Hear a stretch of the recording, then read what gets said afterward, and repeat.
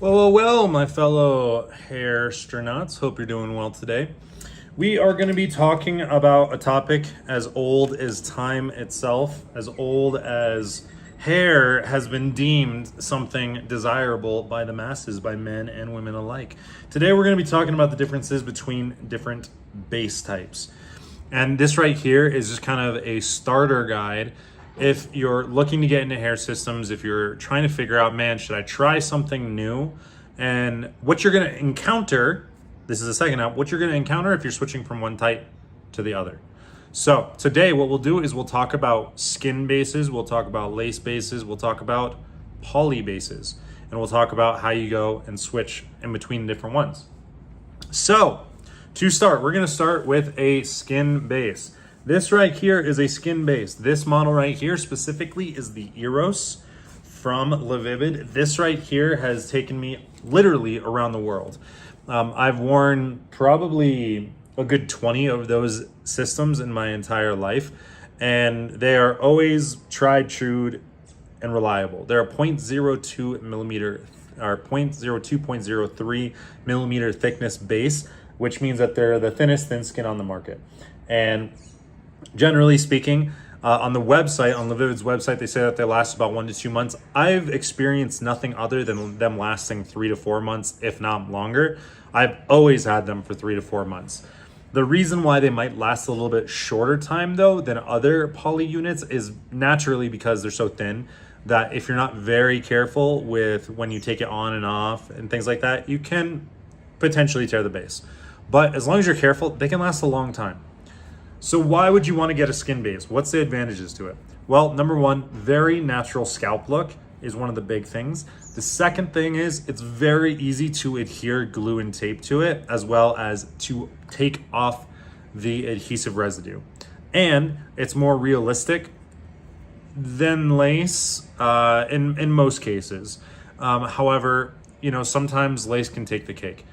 The cons to it though is that they're not very breathable, so they can be hotter. The thin skins, the ultra thin skins, like what I showed you, theoretically are a little bit more fragile, so you do need to watch out for that. And the edges might be a little bit harder to blend than some of the other units like lace that we'll talk about in a little bit, so you need to make sure that they're done properly. So that's a little bit about poly systems. Let's move to lace. This right here is an old Helios from LaVivid that I have used, and as you can see right here, it's all lace, right? So you can actually see through the unit, right? You can see that it is basically a mesh. Now, there's two types of laces, which is the French lace and then obviously the Swiss lace. This is a Swiss lace, and a Swiss lace is basically just a finer lace than the French lace, finer material, so it doesn't last as long. So what are the benefits to it? Well, this is going to be the most breathable hair system out there that you can get. It's going to be really, really nice. And you're not going to have to worry about being hot or anything like that. So that's the biggest use that people use it for. Also, a lot of people really, really like the hairlines that you get from a lace. It can look a little bit more natural, and it might take the cake versus a like 0.02 poly. They are very comfortable for long wear, and they're generally more realistic in most cases, especially the Swiss lace. However, here's the things that you need to be concerned with. Usually they're more fragile than the polys, and the lace edges can require a little bit more care and maintenance because with them, it's easier for them to fray than the plastic. So sometimes people that are not very careful with their lace systems can tear them from the edges, and that can shorten their lifespan. The other thing, adhesives can be trickier with lace, so you need to know what you're doing, how to take it on, how to take it off, all that kind of stuff. And finally, a full lace system can show a little bit more when the hair is wet, because you don't have that kind of plastic base that kind of mimics your scalp. Instead, you do have that mesh underneath. So it can show a little bit more when your hair is wet. Now, the third type of hair system that we have is, of course, the hybrid unit. So this right here is the Aries. So as you can see, right, there is lace in the center right here. There is poly all the way around. And this is the front right here that I'll show you. So you can see there's lace right here in the front, all the way around. In the back, there's more of it. lace in the center. So the advantages to this is like you get the balance, the best of both worlds, so to speak. You know, you get the breathability of the lace, like so that way you don't have that heat trapped in your scalp if you're like working out and things like that. The skin can be very easy to attach on the edges, which is where most of the adhesive generally goes, which is great. So this combination is really satisfying, and this is a good start for beginners who want realism, but you know, with less fragility. However, they are more complex to manufacture. Usually they're a little bit more expensive, which depending on who you are as a beginner can be a good thing or a bad thing, you know. If you have a very small budget, it can be something that you kind of have to, you know, stomach. However, they do require you to be careful with, you know, the trimming and the blending, just like the polys, because, you know, it's not the lace. So be careful when you're getting them, you know, blended in.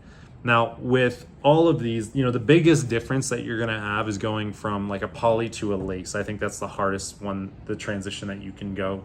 And it took me many years to make that transition personally, because I just like the poly and I was satisfied.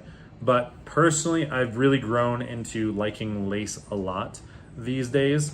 The thing that a lot of people talk about that can be difficult with a lace is dealing with the adhesives, right? Because if you go too long with a poly, well, there's not really much of a, you know, there's no issue with it. Like, yes, it's a little bit harder to clean up, you know, the adhesive, it just takes longer and stuff like that. With a lace, if you go too long, it can actually kind of like melt through the lace and go up into the hair. That's not something you want. It's not a fun time. Nobody wants it, you know what I mean? So you have to really watch your time intervals that you know, change your adhesive on to make sure you're not really like letting the glue completely just disintegrate through the lace. Now, with the other thing with the lace is, for some people, they say that adhesives can actually kind of tear some of the hair out. Personally, not an issue if you know how to take the adhesive off correctly. And the basic way to do that is that you have to heat up the glue and release the attachment. So there's products for that, like lace release, as well as you could just use hot water and let it kind of like unadhere, I think is the word. These are the two main methods. And in my experience, if you just take your time with it, you're not gonna lose the hair on the lace unit, but you need to be careful and you need to go slow. So that's really like the biggest things that you need to watch out for. That's what kind of I'm gonna give you for pro tips, just to kind of get going. Now, if you are if you are somebody that is just getting into hair systems, I really recommend that you just go stock. Just get one of these units that, like I just mentioned, you know, like the Helios is great, the Eros is great, and just go stock, right? You know, don't go crazy with custom stuff. Get used to wearing it, cleaning it, maintaining it, all that kind of stuff. You know, if you rip it or something, it's not as big of a deal like as it is with a custom, because customs are more expensive.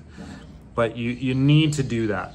You need to start with a stock system, and then, you know, get your proper tools, right? Like your adhesive remover, get your tape, get your base cleaner. You know, a mannequin makes it much easier. I recommend a mannequin if you can get one of those. Even if it's just like the top dome, the top part of a mannequin, that's good too. And you know, I really suggest that you invest in a barber when you first do this thing. Make sure that, you know, they're cutting in and blending it and making it look good. You know, don't try to make it as cheap as possible. You're gonna spend some money on yourself. Spend it the right way. You know what I'm saying? You know what I'm saying? So with all that being said, hope you're well. Hopefully this takes you through on some knowledge and gets you going towards your first hair system. Talk soon.